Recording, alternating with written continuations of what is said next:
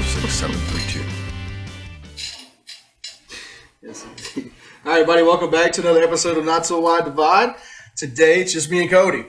So we had some stuff that he had to tend to, so couldn't make it. And so me and Cody are going to geek out with y'all again, kind of like we did a crazy off-the-wall topic. Yeah. So we're going to talk about a space race, the modern-day 2021 space race. What you got, Cody? Where you at with it? I don't think I'll ever be able to afford it. Maybe as more people venture into privatizing space travel, maybe it'll become more affordable.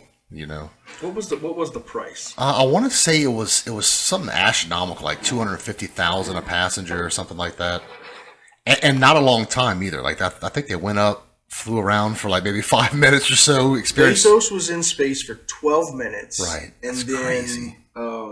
Richard Branson was, when he went up, it was like 4 minutes of weightlessness, Right? Which was kind of crazy. I'm trying to find the so with Bezos there was 4 passengers. Yeah, I believe right. so. Right. One of the passengers, so the youngest kid that was on there, wasn't supposed to be on there originally. There was another guy that bought the ticket, $26 million is what he paid. And then supposedly something came up, was how they put it in the news. Something came up, and I think his wife pretty much said, yeah, no, you're not going. Like, this dude's Right. another billionaire. Right. Like, I know Bezos might be your buddy, and y'all might be, billionaire friends, but you're not going to space on a inaugural, like, first time ever launch. Right.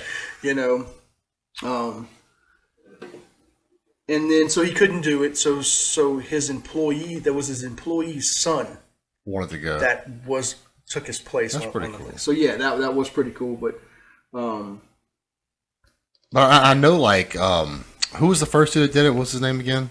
Richard Branson. Yeah, Branson spent like billions, I think, putting it together, building everything. It was a ridiculous amount of money. Yeah, I mean, so is Bezos. So it's Right. that same, but it's that business mantra. Like, you create a business and you can spend it. It becomes tax Right. deductible at that point because it's a business expense. It's R&D. It's Right. Because he has Virgin Galactica, which is Mm-hmm. competing with Bezos's Blue Origin, which is competing with Elon Musk's SpaceX. So Right. they're all trying to get these NASA contracts because I guess the government feels it's at least I think the government feels it's better if you're going to explore space and these billionaires want to contribute. Yeah, absolutely. Let them blow their wad instead of Right. taxpayers. Well, I mean, and they also, the way I feel about it, Bezos is not going to go to the lowest bidder, right? He's not going to go out there and try to find, especially when he's on the flight. right? Like he's not. So those, especially I guess the initial ones, they're going to have the best of the best in these rockets. They're going to be designed, I think, better. They're going to have better materials. They're going to have better pilots, probably. Well, maybe not pilots because they pull from like the Air Force and stuff. They didn't have pilots. What's his face did the first flight? Richard Branson did. He had because pilots. it was a plane Right. that flew in and they rocketed from Right. from the plane at 80,000 feet, whatever it was, to get them through. Bezos was the actual rocket launch from ground with no pilot. Yeah, all done from the ground. I hardly trust people enough to take me Bruh. to space. I'm not trusting a computer to do it. The taking me to space isn't the problem. Getting back home. It's the getting home right, is the, right. It's kind of like the mission to Mars. Like, yeah, I get it. Like, it'd be cool to go to Mars, but you can't come home. Yeah, I'm not. So yeah, $28 million was the price of that flight. That's ridiculous. Yeah, and especially for that. I mean, you got that kind of money to spend $28 million to go in space for 12 minutes. Well, that's like what, $2 million, a little over $2 million a minute. So this just came out. This is a CNBC article. Jeff Bezos says sales of Blue Origin space tourist flights are approaching $100 million already. Jesus Christ.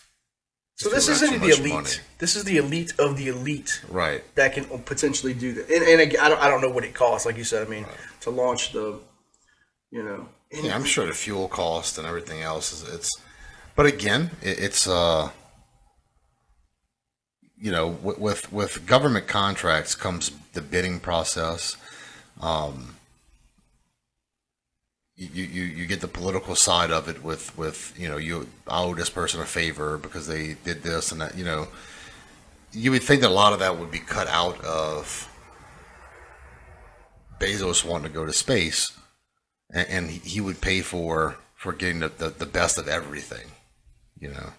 I don't know if I'd want, like, we have automated cars that crash on the road. I don't know if I'd want a completely automated space travel. Like that's I mean, so that's kind of a misleading headline, and this is kind of just an example of our freaking news outlet. So right. Total sales of tickets, future tickets sold, are approaching $100 million. Tickets range between 200 and 500,000 for Blue Origin, depending on kind of the way it reads is I guess the more recent ones are higher than, if you date one that's 5 years from now, you pay $200,000 for it. If you want to go next month, you pay $500,000 for it. Yeah, I was like, wait. Now really just say that? The other rocket looks cool. Which one? The one that the first guy, Richard Branson. Yeah, Branson's rocket. That one looks cool. Yeah, I mean nothing looks cooler than Elon's, like the Falcon. And those are sharp looking. But man, and he's definitely leading this race when it comes to what's happened so far. I mean, SpaceX has literally taken NASA astronauts into orbit. Yeah, absolutely. And nobody else has done that privately. It was the first private company to take, I guess, a municipality is what NASA is a municipality. But I mean, I hate to be this guy, but as space tourism becomes more popular and more affordable, you have to start looking at security measures at that point too now. Explain. Look what some terrorists can do with 2 airplanes. Imagine what they can do with a rocket falling from space at that speed. They say that, I don't remember the year, but the whole reason why we have the space treaty. The space treaty is because you don't even need like an explosive payload for a space launched weapon to be effective. If they took tungsten rods, and it was actually, I think they were called the rods of God, if you want to Google it.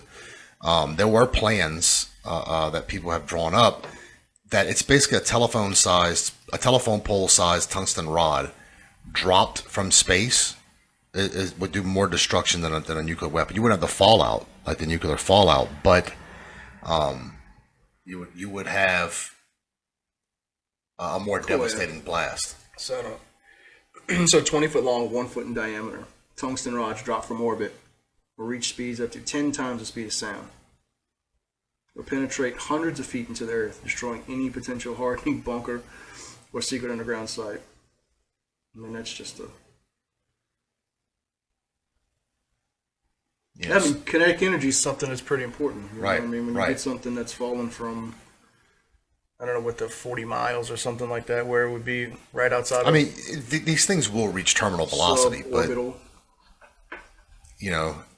they have enough time to reach that terminal velocity, and then when you start talking about the material itself, all that pretty much an indestructible, right? Like you can't shoot that down. You can't, so that's you couldn't.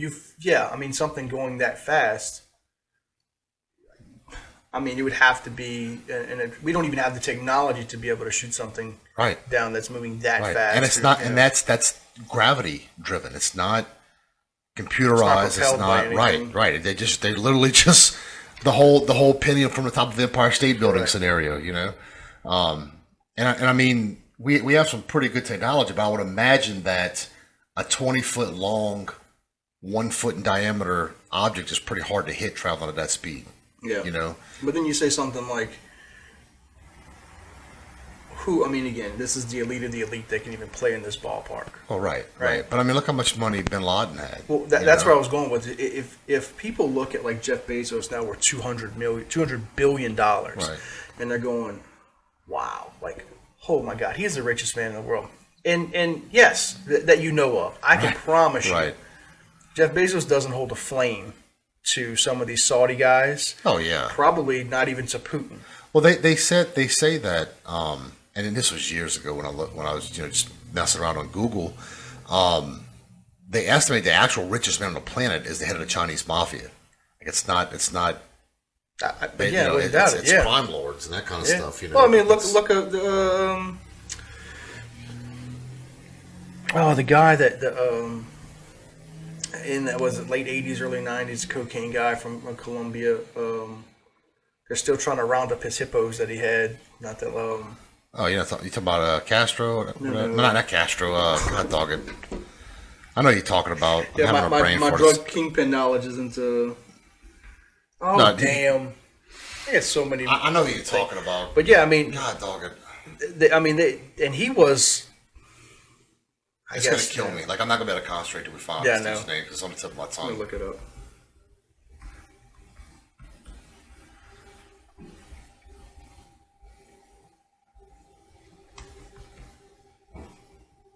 Maybe the top one on the list. There it Pablo is, That's it. Escobar. That he had billions of dollars in cash. Oh yeah. Billions. I mean, even Jeff Bezos doesn't have billions of dollars in cash. I mean, I'm sure he does throughout all his entities or something, but no, like he doesn't have access to billions of dollars in cash. He was saying he was spending like $10 million a month in rubber bands Just to to put strap around. the cash. Right. That Well, the rats were eating like $1 million Yeah, a month yeah, in cash. But that's why the locals loved him so much because he would literally just put a bunch of cash in the back of a truck and drive through the town throwing it. Yeah, true Robin Hood kind Right. of scenario. But yeah, so that's where I was going with it. I mean, we don't think that the elite have it, but let oil prices or let somebody come in and change OPEC to where the Saudis have the. But I mean, like right now, we have 2 Americans that made rockets to go up into space for private space travel. But what's to stop if Pablo Escobar want to build a rocket and go into space? What's to stop him? I mean, nothing. Space Force is that their new job now? Yeah. I guess that's the. But what do you do? You can't pull a rocket over. You can't. You can blow that bitch out the sky. All right, but I mean, do we need an act of war to do that? Probably. I mean, it's a lot of questions that I still, and that's the thing. I guess in my brain, I want to say that that's a long way away, but it's probably not. It's probably in the next 5 to 10 years that you're going to have these real conversations on the news that Russia or China or Saudi or North Korea, that they were. I was just popped an article up yesterday, day before yesterday, on the North Korea, like this guy. Another brain fart this morning. It's too early for this crap.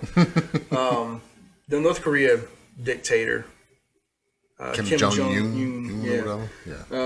His yacht, his mega yacht, was spotted. They got it by satellite because, of course, they're always tracking his crazy ass. Yeah, absolutely. Dude, this thing's got a water park on the yacht. Yeah, like you can see the. And I'm going. You got people that are like you can't eat in your country because you're such a crazy. You don't feed that's people. Dictators, man. Yeah. But you have this 600-foot luxury yacht worth billions of dollars that has I mean, it's not like a water slide. It's like a park. Well, I mean, but that's the problem with communist dictators is the political elite. They have all the power, all the money, and there's no middle classes in these countries. You're either part of that in crowd or you're impoverished and starving. Yeah, and it's just freaking crazy, man. It's but I think he's another one. But I don't know. I don't think that they have the. I don't think they have the technology at this point to do anything like that. Of course, it's not gonna. Because then he has a yacht that follows his yacht, which is something else in the article. I'm trying to find the picture that I saw here. But yeah, he couldn't make a nuclear bomb or a rocket. They had attempts. Well, I guess they had public attempts that he couldn't do it.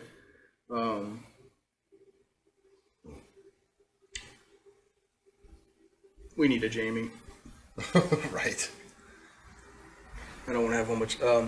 But so I'm not sure that they have the capabilities of doing anything like this, or necessarily the finances or the disposable finances. But this is part of the problem with that. In order to make a nuclear weapon, you have to have like weapon grade plutonium or whatever it's called, right? That stuff's highly sanctioned. It's hard to get. Correct. If you get it, you're on a radar kind of thing. You don't need that to make a rocket ship. No, I just mean the technology to actually. But he can buy it. If it's privatized, he can buy it. If he could do the same thing now, the technology of a nuclear, again, not. But it's not the technology for it. It's. Oh no, it is, because he couldn't even get the rocket like launched properly. Like they had like 9 failed attempts to even like get something. This is what I'm getting at. If I own rocket company ABC, and Kim Jong-un wants to buy that rocket technology from me, there may be some sanctions against giving that technology to North Korea, right? I don't know if there is or if there isn't, but I would imagine there'd be some kind of hurdles to go through. Versus if they're starting a space program just to go explore space, or the making private tours into space, there may not be as many sanctions. Oh, on there that. will be. You know, I'm sure there will definitely will be. But yeah, there's no doubt that they're going to have to, like I said, with either the Space Force or the Space Rate, whatever the new Air Force for the space is going to be. Space Force, is that what it is? But America doesn't own space.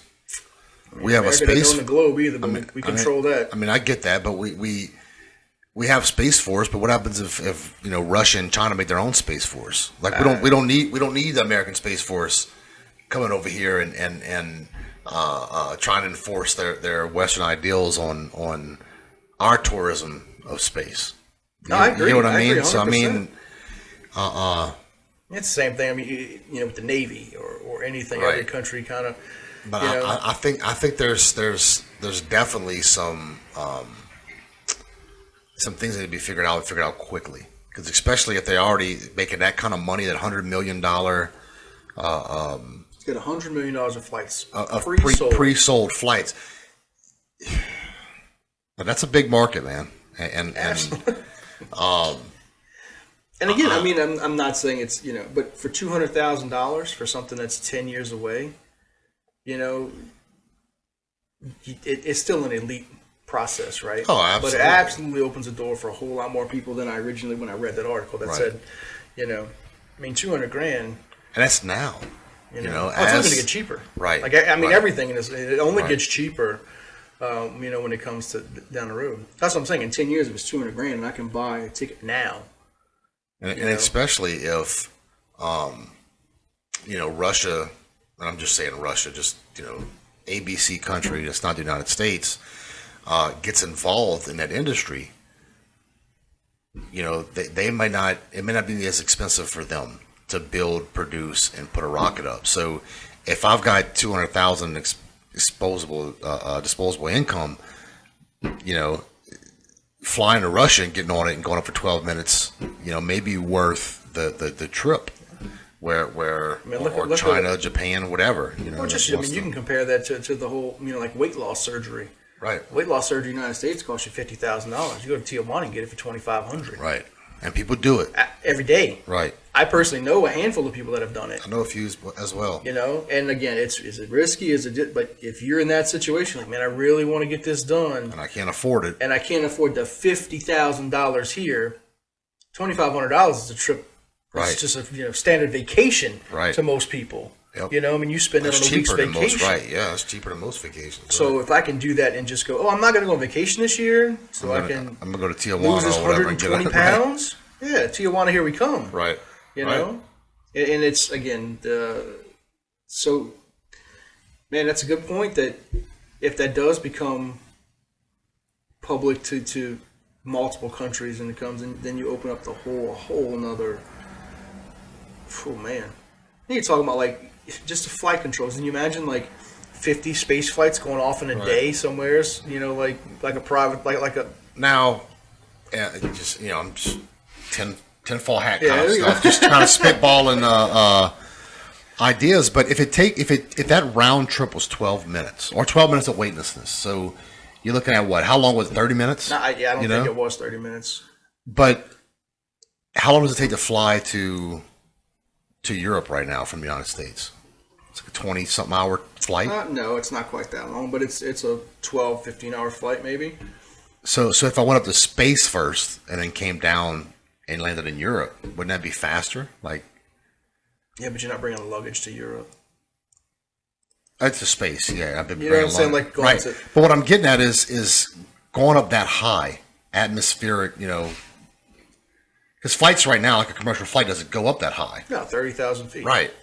So if I can break that atmosphere and go into space and then come down, is that a faster form of travel? No. To get to across the globe? No.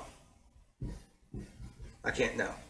I'm not a aerospace engineer, but I can't see that. Because again, you're going straight up.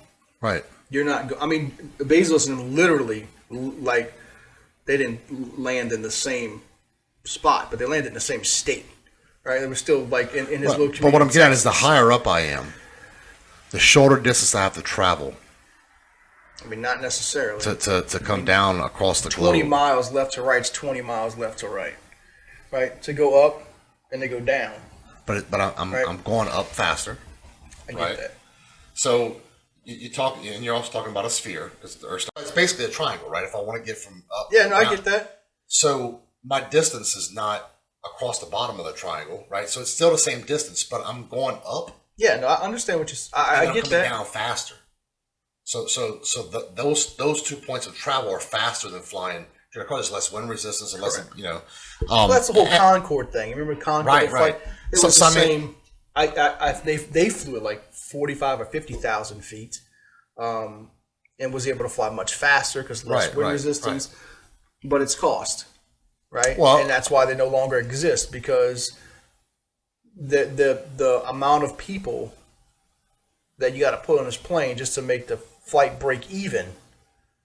So there's no private company that's going to go. Yeah, I'm going to keep this. I'm just trying to think of the business thing here, man. Like if you're gonna get 2 space flights and a European vacation out of this, man. Like we're gonna take off in California. You get like 12 minutes or so of weightlessness up in space. We're gonna land in Europe. You go vacation or whatever at our resort. Then we take them back off. We'll get some more on the way home, and boom, week vacation, man. Charge a little more money. Get a little more money. Two space $200,000. Two space flights and a European vacation, all wrapped up in a one all inclusive bundle. Yeah. Again, that's an elite of an elite. That's not going to happen for, not even come close for the average person. So I say average. How long before we have a sandals resort on the moon? You think? Man. I guess it wouldn't be sandals; it'd be moon boots or whatever. Boots. So you think we've been to the moon? Oh yeah. I think we have. So you're not a moon. I'm not a. You're a conspiracy guy. You get into. I mean, I love deep diving into conspiracies. That's one that you really need to get into. That I've looked. I have. But like, even if I don't believe the conspiracy, it's just fun to go down that rabbit hole to me. It is. When you start, getting into some of these truths, and it's the same thing. Like when we said the whole flat Earth thing when you just said that, and that's what makes me go back to the conspiracy thing, because just this, like, how is there even a remotely intelligent person with an IQ of above 9 that believes that this Earth is flat? Right. Like you just had like random ass people go up and go, look, and they have pictures and videos and, but they got some weird explanation for this that is just like straight. People don't believe what they want. People are weird, man. We're weird creatures. It blows my mind. Like just the shit that we have up there. Like I get the moon thing. Like I really get the moon conspiracy. I mean, for me, I want to believe it's right. I can't believe that a conspiracy theory goes that long with that many people involved, and there's not somebody that called. Well, I mean, you add to it. They record over to that's the video, the this, the I get it, and then the whole argument why we haven't been back. Well, that they had. I think they had some other Apollo missions that a lot of Apollo missions that a lot of problems, and they couldn't get to the moon. Right. But I think we went. Now I don't put it past I don't put it past us having some of the footage. They may not have gotten the angle they wanted, right? So let's go in and try to see if we can fake this just to pump up the social side of it, like the. Well, that's shady as hell. But it doesn't mean we didn't go to the moon. You know what I'm saying? I'm not saying that. I think the footage we have from the moon is legit moon footage. What I'm getting at is, let's say, oh man, we forgot to turn the camera on in the cockpit or whatever. Yeah. So we can film that here. Just put them in a cockpit, make it real dark, and film them. So I don't put it past the U.S. government, especially at that time, to do something like that. But I don't think it negates the fact that we went to the moon. You know. So why haven't we been back? I don't know. I think at the time, it was the whole space race thing. It was, trying to be the first to get to the moon. And that, I'm gonna try to pump down our AC. And that was the driving force to get us there. I don't know if we have much of a need or that driving force. Oh, we definitely have a need. To there's send no us longer back. that space race to get back up there. Nobody's trying to get there. Now, I do wholeheartedly believe that if you want to convince me that we can survive on Mars, then go survive on the moon for a little while first. Very good point. So was it 2000? It made me think. So it made me think about the moon thing. So I remember reading something, and I wasn't sure how true it was before I said it, but that China actually landed on the dark side of the moon, which the United States has never been to. Never been to the dark side of the moon. That's because there's Transformers on the side of the moon. Well, Did you see the movie? Yeah. I've been to the Hoover Dam. It's kind of believable. It's what? So I've been to the Hoover Dam. Oh, it's kind of believable. Believable? Well, we're going to go down some rabbit holes on this one. So they planted their flag there? We should have brought a bigger flag. I will say that. You're on a fucking rocket. I don't How much shit you want to put back on there? Well, how cool would it be to be outside with your kids? Yes. Like, look, take this telescope out, look right there. That's the U.S. flag on that moon. That is the argument for everybody that says, if we went there, that's their argument. If we truly went there, why wouldn't you have marked something that we could see? Why would you have planted, that something? I mean, it did leave a flag up there. Yeah, but I mean, no, we don't know that. Well, I mean, I'm sure if they pointed certain telescopes at the moon, they could probably get a picture of that. Then why they haven't done that to tell people here? I don't know. We've been there. Because maybe they're like, we ain't even gonna humor this stuff, man. Oh, come on. They said the same shit about UFOs for the last 50 years. Yeah, but I'm still not convinced that's extraterrestrial. I didn't say extraterrestrial. I said UFOs. But I mean, are you gonna let your enemies know we're testing these advanced weaponry? No. Well, there you go, right there. Bam. Look at that footprint. Okay, but do you know the argument about the footprint? No. Okay. What we about to just click on it. How many times the U.S. landed on the moon? 7 Apollo moon landings. And only one has video. Only one did not land men on the moon. So, okay. So we've been on the moon like 6 times. So that footprint, that iconic picture of that footprint. Yeah. You ever seen the bottom of Neil Armstrong's boot? No. It's flat. What about Buzz Aldrin's boot? Flat. Do we know that for a fact? I mean, we can Google it real quick. Yeah. I don't know what boots they had. I believe we landed on the moon before I believe China landed on the dark side of it. I mean, they got real pictures. I don't believe nothing comes out of China. Except for the COVID. Well, I mean, they got proof of that. They tried to say that didn't come from China. No, it's not what I want. There was some pictures, some stuff. Yeah, no, I just want to. There's going to be a side by. Here it is. But how do we know that's his actual space boots?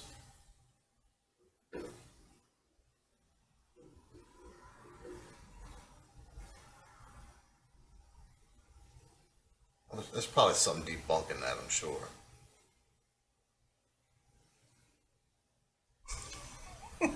Yeah, but like read the article. I think it's something. I I think it's something debunking that whole argument. I don't think there is.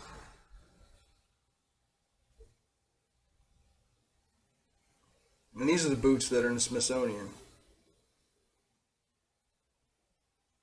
I hate having this dead air time while we're trying to read. But they'll get it. Yeah, so I don't know. I don't know how it's gonna. Yeah.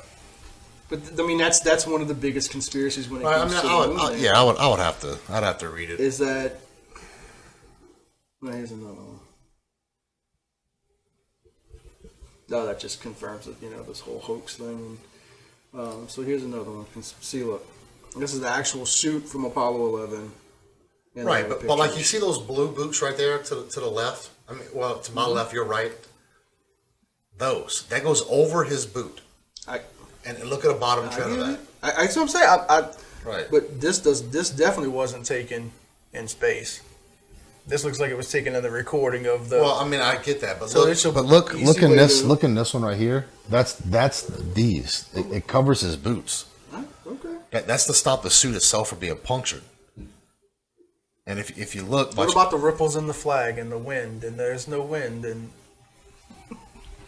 I don't know. Stan, I've never been to the moon. There is there is no wind in space, right? Because it's a vacuum, so there's no wind. So why is the flag ripple? I don't know. Gravity? There's no gravity. Yes, there is. Okay, extremely minimal gravity. So maybe the flag's floating up and gravity's pulling it back down. That's giving you that ripple effect. I mean, could be. I mean, I don't know. But I'm not a.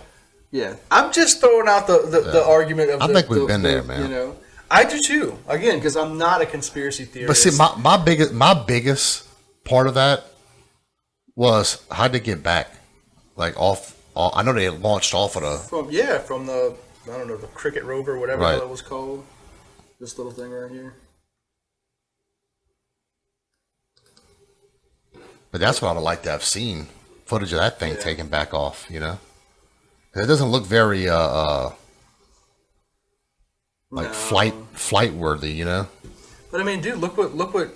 I don't know. It's a night and day time difference because this is when 69 or 68 or something like that. 67 at one of those. Compared to now, but I mean, Elon's SpaceX, these Falcon rockets, launch, drop off shit at the space station, fly back, touch down the exact same spot they left from. Right. So, I mean, how long before somebody builds a hotel up on the moon, and you can take a tour over there to this site and go look at the flag and look at the footprint? And it'll definitely be one of those guys that do it. Right. Or all of them combined. I would be more interested in flying to the moon, taking a little tour of the little area where they landed at, seeing the footprint, seeing the flag, or even the Statue of Liberty. Like, we can't land you on the moon just because of the amount of potential risk of leaving it. Fly by it. Yes. Yeah, that'd be cool. Man. Like a drive by the Statue of Liberty kind of thing. Right. Like, hey, we can take you, and then But I mean, what's like? What are you traveling? I mean, when you're in space, like 17,000 miles an hour, some stupid shit like that. I don't know. Like you're not floating. It feels like everybody's just floating, but you're moving at ridiculous speeds. Oh yeah. Well, I mean, the Earth is spinning at a ridiculous speed. Yeah. So it's. You look at things and it's like, all right. Like imagine getting to fly by that flag, man. Put a spacesuit on. Now, like you said, you can't go walking over the site. There have to be something to protect that, but I think that'd be cool. Not real. It's like, wait, what the hell?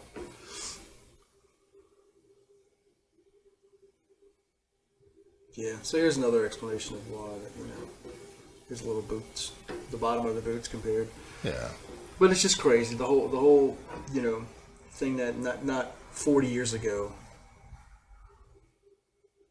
we had just touched down. We had just sent somebody into space. And then now we have people, random ass Joe. Yep. Susie next door is going suborbital. Oh, yeah. And now, it's hard to talk about these space flights without bringing it up. Here we go. How you feel about Bezos' comments? His controversial Oh, I didn't even hear anything. Oh yeah, well, I don't have a problem with it. He was giving an interview about the space travel, and he said, "I want to thank the employees." Oh, because you paid for this. And the people who order from Amazon, because y'all paid for this opportunity. How is that controversial? Because people are like, oh, if he paid his people more money, he wouldn't be able to, that kind of crap. And I'm like, the man's just saying thank you for I didn't even know that was a controversy. I heard the comment because I watched it right when he like the man's saying thank you to his customers because and without his workforce, those customers wouldn't be getting their goods. That's all. It's just thank y'all for y'all effort because y'all made this possible. This historic never moment. Thanked anybody for anything he's ever done. Right. I mean, and he's been the same. I mean, well, yeah. But I didn't even know that was a controversy. Yeah. Like, well, certain. I didn't even hear. I didn't even see it in the. Oh yeah, type in. I guess I bet if you Google, I don't know, Bezos space comet controversy or something, it would come up. Like I saw that on the news. I'm like, Jesus Christ, man! Like I did hear his comment though. Right, like, but I don't. People take things way out of context. We're getting soft, bro, as a people. Like the man didn't mean it that way. I think he was sincerely saying thank you. And maybe he did. But I don't think he was being an asshole. No, I agree with you. Like I don't. The way that they're taking it, I don't think is how he meant it at all. Yeah, I don't. Like people just try to make controversy out of. Yeah, I did not realize that it was this kind of attention that got it, but it's I agree with you. I took it because I heard it live. When you said it, it never dawned on me that was a derogatory comment. Right. Or it was meant in a derogatory way. Trigger warnings. No, it was. Bezos says thank you. Yeah, thank you to because again, he would not be where he is without his none of them would. Workers and his but look, man, not to get off on the business tangent, but that's the biggest driver when it comes to the employee versus the boss, the CEO. Like, it's tough. Like he said, all of them said, like Warren Buffett, Jeff Bezos says, you can pull up plenty of articles and interviews that he said, and he says when you are, an elite executive, he believes in, and it's the same. Like I said, Warren Buffett has made the same similar comment that he believes that you are not paid by the number of hours you work.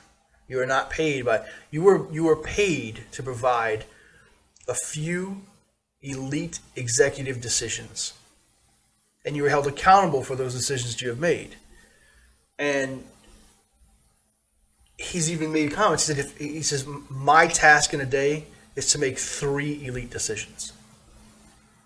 And you got to think about it, and most people don't even realize the magnitude of decisions that he's made over the last 15 years when it comes to Amazon.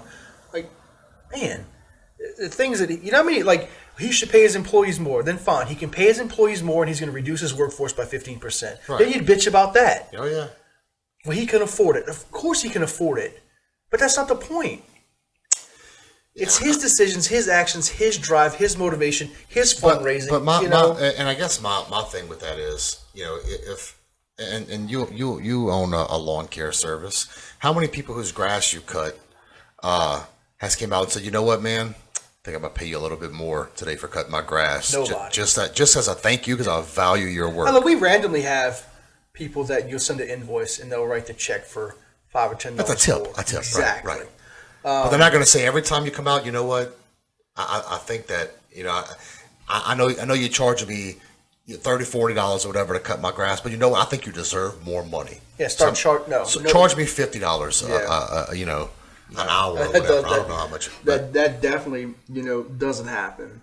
But I guarantee you a lot of these people who are complaining about that, they have yard men, they have, people that cut their grass, they probably have people that clean their house, they probably have people that, and not one of them are volunteering their own money and that they could afford to pay these people extra money. No, because they're hypocrites. People don't also understand that when for 10 years when Bezos was raising money and started Amazon was not a profitable company, right? Like at all. Like they were losing billions of dollars a year, and he kept raising money, kept raising money.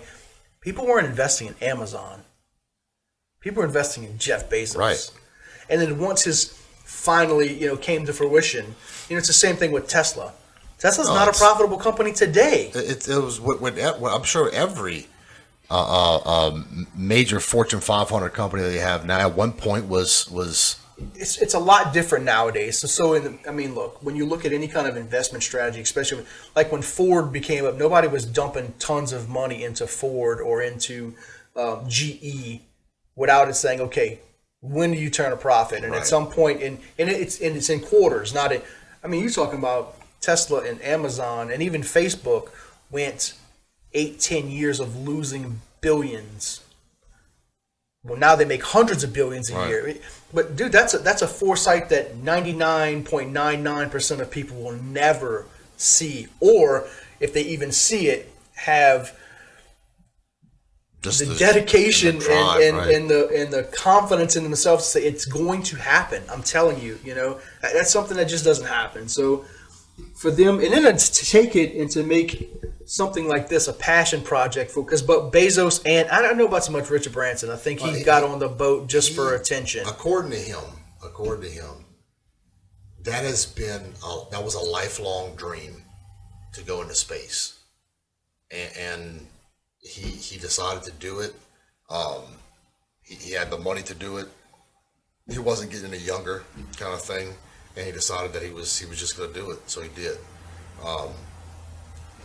How true is that? I don't know, but I don't have any reason not to believe him. Well, Virgin Galactic's been, in longer. Virgin Galactic was one of the first ones, but it was never about privatizing it. He wanted to go to space. No, it was they were trying to get NASA contracts. Okay, gotcha. They were trying to get into the space race and into government contracts, and then.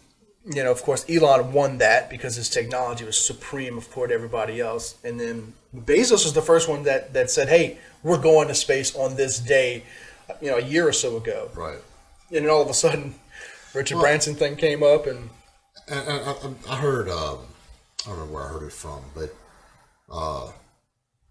people were talking about Musk and the name of his the car company he has, Tesla. That Tesla's not a car company. They said Tesla is an AI company. So Tesla's like Microsoft, right? In the form, it's not an AI company. They have AI technology. But they from what I understand, like this, they have the AI company. Like Tesla makes cars, but the level of their AI and the level of the programming that goes into it, and they do all that in house. Correct. And they suppose there's nobody even close to the AI that goes into making the Teslas. And so that's the thing. That's why I compare it to Microsoft. So Microsoft is like this software company. Right. It's not. It's a licensing company. Right, because the software that they use, they kind of made, they make all of their money on licensing. The product that they have is relatively, anybody can create this software now, and it's, of course they have patents on certain things, but for the most part, it's a licensing company. It's kind of the same thing with Tesla. They are licensing what they've created, their AI, into these Teslas. If you buy a Tesla, you cannot fix your own Tesla. You have to bring it into. You have to bring it into the. Tesla. There's one in pretty much every major city. There's one in New Orleans that has as soon as a knob breaks, they're not going to send you a knob to replace it, and you never own the software in that Tesla. So that's it's the same thing with Microsoft. You buy a computer, you install it on your computer, you still never own that program. Right. If you buy it outright. You can't change it. You can't manipulate it. You can't do anything. It's not your program. It's not your program. And but when I buy my Chevrolet or my Ford or my Dodge or whatever it is, the car's mine. I can modify it. I can change it. Right. You cannot do that with a Tesla. It's not yours. It's not. I don't think it's going to be anything bad because the people that are buying Teslas, for the most part, aren't aren't car modifiers. They're not trying to beef anything up. They're not trying they go fast anyway. Oh, they're ridiculously fast. They have a setting called ludicrous speed. Yeah. On their Teslas, and it's 0 to 60 in like 2 seconds or whatever. It's insane. It's so fast. It is, and it's. I don't know if you ever like been in a hyped up golf cart, like ones that have like extra batteries and extra. It's pretty. The speed on that, it's not like a gas engine. There's even in a NASCAR, there's a delay. Right? Yeah, because when you stomp that exactly, there's no delay in an electric vehicle. You hit it and it goes. It's a instantaneous snap that goes, wow, like what the hell just happened? And look, what they've done in the technology they've created. If there's Martians on Earth, he's one of them. I really, because dude, he doesn't think and function like anybody. I listen to a lot of he's on the autism spectrum too. But dude, it's not even. Yeah, I mean, he's made that public. The Asperger's and stuff that he's not been diagnosed with, but there's believed to be. And I get that, and it's not even. But that causes him to think differently. Yeah, but he's way. I mean, like. But there's nobody that says that somebody with a disability, that disability, and I'm using it very lightly because the man's obviously not disabled. That he can't also be a genius, right? Oh, no doubt. He's definitely a genius. The way he functions and how he operates and how his thought process is. And it's the same thing with Bezos. I mean, I think these guys, to have the foresight and to create these, and Mark Zuckerberg is another one. They get a lot of flack for everything they don't do. But, man, just the private, like, again, this space shuttle, and, man, I don't even know what do you classify these people as, because there's nobody has revolutionized. I say no, I can't really say that because there's been a ton, especially in the Industrial Revolution, and you look at all of your Carnegies and J.P. Morgan, these guys that pretty much made America what it is today in industrial and finance section. These guys are just another level, another frontier of what they did. And it's crazy because it's practically 100 years apart. Right. So every 100 years is this what we, the leaps and bounds. Look at all the advancements, like just Ford, when they put in the conveyor system to make cars and the amount of money that it brought the cost of the automobile down and assembly line. The assembly line manufacturing. It that in itself was revolutionary and genius. And now it's common, right? But it wasn't then. No, well, I think it's the same thing with what these guys are doing. Look what Bezos has done in shipping and logistics. Right. And people, that's been around forever. Well, we've always had the assembly line was around before. Ford got that from like the way butchers took down a cow. That they had an assembly line of butchers that would each break down a certain portion of the cow to get it to be able to get processed into steaks and bacon and all that stuff. So that's where he got that idea. So that the assembly line method was around, but it wasn't applied the same way that he applied it. And then you look at Ford's assembly line, and then when Toyota hit the market, Toyota actually took that assembly line process and streamlined it to have less workers. So that's why the automated. What even automated at the time? Toyota's been around. Well, less humans doing. It wasn't that. What Toyota did was they made their assembly line in the shape of a U, right? So you would have a worker who would do one thing on this and then turn around and do the next part on the other side of the conveyor belt. So they were able to do the same amount of work with less actual employees, which they took that savings and put it towards the customer, so they could break into the U.S. automobile market. I didn't know that. Yep. So that's interesting. Well, he learned. They didn't see Toyota as a competitor at the time. He was just some small automaker in Japan. So they allowed him to come and see how the process worked in the United States. So he actually toured like the I think Ford and GM's assembly methods. Yes, indeed. Took it back to Japan, modified it to have less workers doing the same amount of work, and that's why the Toyotas were cheaper, or more, I'll say cheaper, more affordable than the Fords were.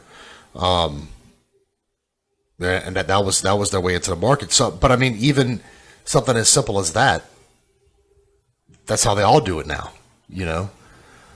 So, I mean, yeah, it's shipping may have been around, but it wasn't done the same way that Bezos is doing it, you know? No, it's the logistical, you know, how he set up things. He created the drop ship idea. Right. Which, I mean, big companies had it for individualized customers, but could never make it. So, yeah, I mean, just the idea of having the whole privatization space is something that's mind-blowing to me. And I think it's cool as shit. I really like the fact that these guys are putting money, because I think it's something that needs to happen. I do think that we need to explore space, just in the facet of just to know, you know, because it is something that leaves us as a species fairly vulnerable, and not just to Martians, but just to another, you know, asteroid or another meteor or another, you know, something that can come in here and wipe us out. Like, we need to kind of know what the hell's going on up there as much as we can. So if we can take the money that pretty much spending, like Bezos said, thank you, you know, we're not for a, you know, if you can take the money, this profits that you're making, and put it to this, and not have taxpayers spending money on it, I'm all about it. Oh yeah, I wholeheartedly agree with that. If I think that if you're going to explore space, that's the way to do it. Yep. You know, let these billionaires spend their money, and like I said, they don't have as much red tape. They don't have the same, I guess, oversight that like NASA would have. They don't have the contractor bids and the lobbyist problems, and you know. So I mean, there's a lot of benefits, I think, to letting them do this. I think the benefits outweigh the cons of it. But we're eventually going to reach a point where there's going to have some type of oversight or some type of regulations or something, just for security reasons and for safety reasons, and you know, those things that there will be a need for that, especially as the space travel becomes more affordable. I don't know if I necessarily would want to go spend that kind of money, even if I had it, to spend 10 minutes in space. But like I said, I'd be the one that if you had a viable moon retreat, you know, where I can go spend a week on the moon, or even a weekend on the moon, or even a day. Out there, spend the night, wake up, look at the moon, look at there, come back home. I'd be more inclined to do that if I had the money versus just going far. But this is the first step. Yeah. Well, I mean, you're still talking about, they're just suborbital. They're not even close to going to the moon. But I say they're not close. Probably in a year or two. I think with enough motivation. Well, I think that if I'm going to look at NASA has now, since I guess there's a rejuvenation of space exploration, NASA has announced that there is a planned trip back to the moon. Let me see when this may be. I don't know if I saw that right. Yeah, 2024. 2024. How long you think until Bezos has an Amazon suit on, spacesuit, and he's hopping around on the moon? 2024. I can see that. You like know? them actually, okay, we've been to space. Yeah. Now let's go walk around on the moon. Maybe 2026. You think it'll be a race between the three space elites to see who makes it to the moon first? Absolutely.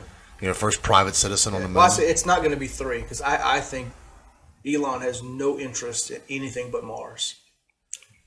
Elon has no interest in any kind of space exploration or anything besides how to get to Mars. Create. Because even and he's already because I think Neil deGrasse Tyson has talked to, or I don't know if they were in the same panel, or because he kind of has the same thing. Just get to the moon. Let's see if we can colonize the moon before we go to Mars. And Elon's like, it's a waste of time because it's not far enough to give the right example. It's not far enough. So the money that you spend and the it's not a viable even transition point to be on the moon. Like we need to be closer. Right. Further out from the Earth, closer to, if we're going to position something. So Elon's whole thing is let's get another space station, another checkpoint between here and... But it's got to orbit around something. Does it? Yeah, it does. Not really. I mean, again, technology, with the current technology we have, it does. Well, right. But there's no reason that you can't have some kind of propulsion system that creates its own orbit. Look, I'm just... going off of because I have no fucking clue about none of this shit. I'm just going off of conversations and panel discussions that I've heard from these guys. Because again, the argument is that you have to do this, and Elon's like, no, you don't. If you can consistently have the same thought process, then yes, you do. Right. But if we think of something different and we create something, with enough propulsion, you could put something, middle of space, right smack dab in the middle of space, but. I don't think we have the technology now. We definitely don't. To do that. We definitely don't. But we didn't have the technology 10 years ago. But I think we have the technology right now to take a group of people, if they were going to die, to the moon? Put them on a rocket. No, to Mars. I think we could put a human on Mars. Getting back's a whole other story. Like, you ain't coming back. Well, it's not even about coming back. It's about any kind of... it's a suicide mission. Right. Because, if we can put a rover there... We can put a person there. Absolutely. You're not going to survive. You're going to starve to death or something, well, that's the thing. I mean, you won't even be able to live any kind of life. It's just to put you down there and be like, oh, they're there. Right. Because there's no rations, food, there's nothing. Right. So it'll just be a slow, painful... Maybe it might be... fast and non-painful. Crash into burning fury. But yeah, so I think this is going to be something. We've already had a podcast on this episode on this. Well, we have one on aliens. Yeah, but I'm just saying space in general, and the and I think we'll have plenty more because this is something personally for me. It intrigues the hell out of me.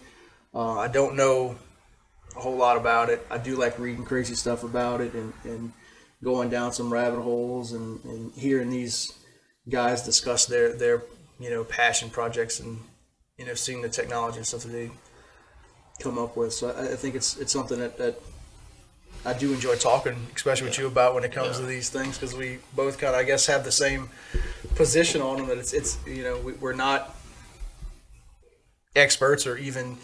I don't think we're above average knowledge on these things. No. We just like talking about it and seeing what everybody else's thoughts are. So, yeah, and so with that, I would like to know what our viewers' opinion on that is, look, maybe we could put a little poll or something up. I'd like to see if people could afford it. Would they go spend that money and spend just for 12 minutes in space? Would you drop $200,000 to spend 12 minutes in space? Right. Yeah, I'm with you. Sure.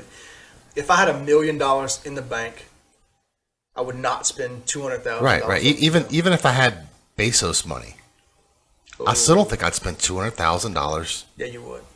Just for 12 minutes? I don't know, man. You spend $20 in gas to go to wherever you're going. I mean, I get... That's his equivalent. I mean, I get that. It is. That's just the truth behind it. Maybe. That's the equivalent. I mean, I won't know because I'll never get to that. Though. So, yeah, maybe if I had his kind of money. But if there was a breakdown the other day, and then just because, again, I love these comparisons because people say, if I had his money. If you made, I want to say, so $200 million, right? Breaks down to like $1,000 an hour for 30 years, right? if you break that down into $200 billion, it's like 500 years. That's crazy. So just that crazy now, like people, most people can't comprehend how much $200 billion of accessible money is. Right. You know, like you said, if I had his money, I wouldn't spend $200,000. You absolutely would. Well, I mean, I don't know. You would, because you just said you would go to the moon, or you would do this. Oh, but I would go to the moon if I had that $1 million. No, but you know what I'm saying? You know? Like to have $200 billion and to spend $200,000 is like you spending $20. Yeah, I get that, and you're right. If I don't know. If you could go and you can do that 12-minute thing, guaranteed I'm coming back. Guarantee you're going with him. You're going with Bezos. You're sitting right next to Bezos. Yeah, but I mean, he's not immortal, you know. No, he's not. But he's going to have it's nothing's guaranteed. You drive home is not, you know. Right. But minimal risk. Minimal risk. $200. $200 in your pocket. You're sitting right next to Bezos, going 12 minutes and so. Probably, I probably would. Yeah. Yes. Sign me up. Would. I definitely would. So yeah. I mean, I can see that. But if I had millions, not billions, to where 200,000 was, you know, like spending $2,000 for 12 minutes in the space, I don't think I agree with you on that. Yeah, like if he came right now and was like, hey man, $2,000, I'll take you up there. I'd pass. Yeah, like I appreciate the offer. Yeah. But I got other stuff I could spend $2,000 on. Yeah. You know, because I don't think. Well, it's going to sound really shitty, but I don't think it would be any. I wouldn't personally have any, greater feeling than riding a badass roller coaster. Right. Yeah, it'd be cool to see, and maybe, and the people that have been say it's all inspiring. You can't explain how great it is and the feeling. Because it truly, once you become suborbital, it has you change your DNA changes, and then all those things start happening, and so. But I can't see to spend any significant amount of money on it at this point. Now, if you said I would spend the night, right? Well, that's different. Man. Right. But like you said, 12 minutes. Yeah. I could. Yeah. No, I'm not spending any significant amount of money for 12 or for Richard Branson's 4 minutes of waitlist. Right. Ooh, man, that's even like. So yeah, I really would like to get see how our viewers feel about that. Yeah. So if you follow us on YouTube or Facebook, when this podcast launches, tell us how you feel. Would you spend? And we'll use $2,000. Would you for 12 minutes in space? Yeah. Let us know, yes or no. Give us your thoughts on it. I really am truly curious to see how people feel. I think it's an interesting. What's their cap? Right. What's your cap? What's what would you spend for I wouldn't spend $10. I wouldn't spend $200. Let us know. Tell us in the comments. I promise there's a lot of people that said you couldn't pay me to do that, more or less. Right. Well, I'm sure they have some. Yeah. And I want to hear from them too. With that, like, comment, share. We're trying to get to 1,000 subscribers. 1,000. So when you watch us on Facebook, because this is where most of our audience is derived from, is from Facebook. Go to YouTube, please, and hit subscribe. Watching it on Facebook or watching the 3 minutes and liking the Facebook post, but even just watching it we have 3 times the views on YouTube that we actually have subscribers. So I know that people are watching it that aren't subscribed. That's true. So please, if you watch it, just do us a simple favor. Click the little button that says subscribe. Right, it's free. Yeah, it's free. It doesn't cost you anything. And eventually, if we get some subscribers up, we're going to start giving some stuff away, because that's the only way that it works. We tried to give $100 away in our first 10 episodes, and I couldn't even give that away. So let's try to get the numbers up, and then we'll give some stuff away. Because again, the whole point about doing this is to kind of, for us to do this and create awareness and give back. We, want to do things for our community and our audience. So and the larger of a community we have, the bigger voice that we have. Absolutely. So it's always been our mantra that, this is your podcast, not just ours, and that we can bring some awareness to certain things and help invoke positive change in the community. But the bigger our voice, and I'm not talking about just Jarred, me, and Tori's voice, our as a community, the bigger our voice is, the better opportunity we have to invoke some of those changes. So there definitely is a power in numbers. So when we're asking for those subscriptions and those type of things, it helps us to be able to do that. It also, for those who don't know how YouTube algorithm works, the more subscribers we have, the more our channel is distributed and going to people's suggestions that may not know who we are. So the higher our numbers get, the easier it is for our channel to grow, and we start seeing that exponential growth, which in turn helps us to be able to affect positive change, which is the ultimate goal. So please, it doesnn't cost anything for you to go on YouTube, hit that subscribe button, give us some views. You get the little bell icon to get notifications for when our videos do drop. If you're not familiar with that, it's every Monday. Our videos will drop on all major platforms. So if you hit the notification bell, YouTube will automatically notify you of that. Or just go on your phone, put a little reminder in your calendar that Not So Wide Divide's dropping on Monday. Yep. All right, guys. Well, again, I appreciate it, Coty. We Yeah, always absolutely. have fun going down these crazy holes. And Right. until next time, guys, remember, the divide is not so wide. Peace.